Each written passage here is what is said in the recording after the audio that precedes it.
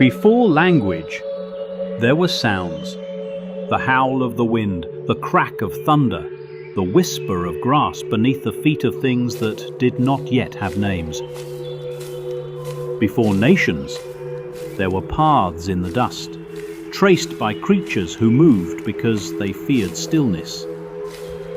Before gods, there were shadows cast by the fire of the sun, and every living thing bowed not to faith, but to hunger. Life 1,000,000 years ago was not a story, it was an endless moment. The rivers carved the land, the storms shaped the earth, and time moved without being noticed.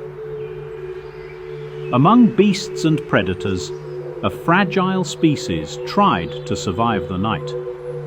They did not dream, they remembered, and every dawn felt borrowed.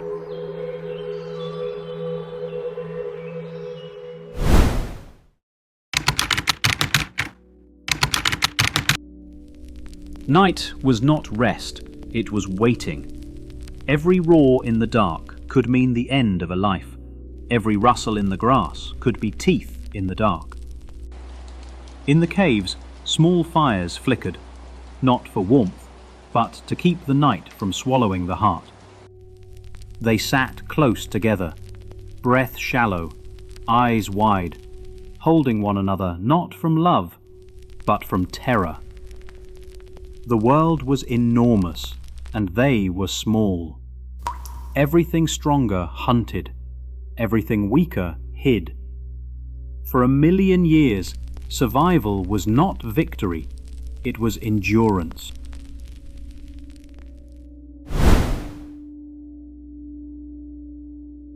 And then something shifted.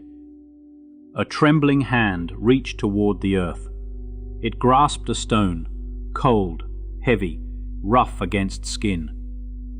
For the first time, a thought was born that did not belong to fear.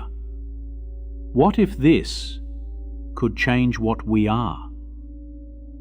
The creature looked at the stone, not as part of the earth, but as something that could move the world.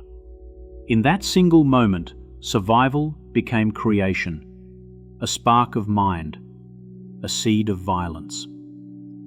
The first weapon was also the first idea.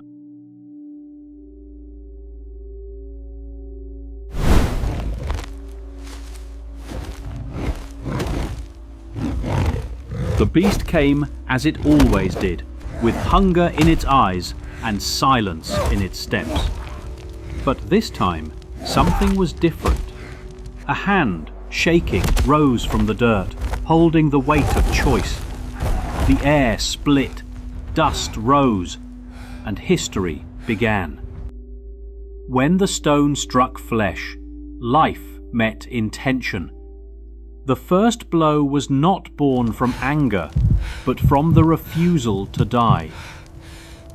And yet, that sound, the sound of impact, echoed forever.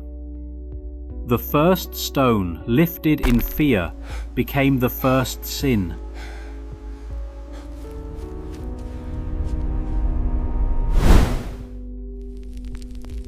From that same trembling hand came another miracle. Fire, the light that burns and does not forgive. Around it they gathered. The warmth banished the dark, and the shadows became smaller. In the flickering glow, they saw not only safety, but something beautiful. Flames spoke to them.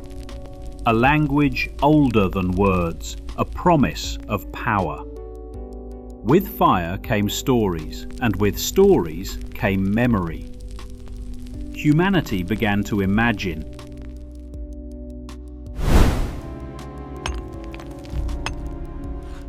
With fire and stone, fear no longer ruled. The hunters became the architects of the earth. They sharpened their tools, not just to kill, but to shape. They built shelters, they raised walls, they learned that together they could control the wild. For the first time, they looked at each other and saw not prey, but power. The strong protected the weak. The weak obeyed the strong. And in that obedience, something darker was born.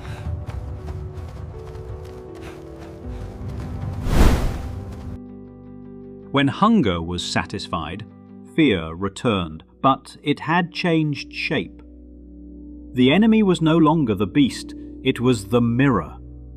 Two tribes met beneath the same sky, both carried fire, both carried fear.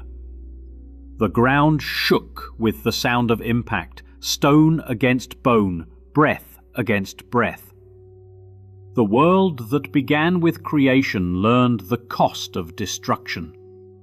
And when it was over, silence fell heavier than the dead.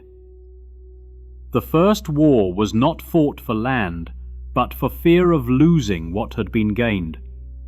Violence had found its purpose.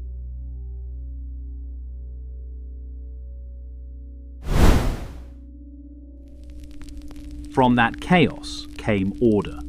From ashes came villages. Humanity began to build, not just walls, but meaning. Fire became hearth. Stones became homes.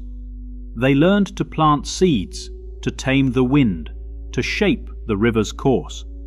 They began to look at the world not as something to fear, but as something to rule. And with that rule came laws. Laws became kings. Kings became gods. And the hand that once struck to survive now struck to control.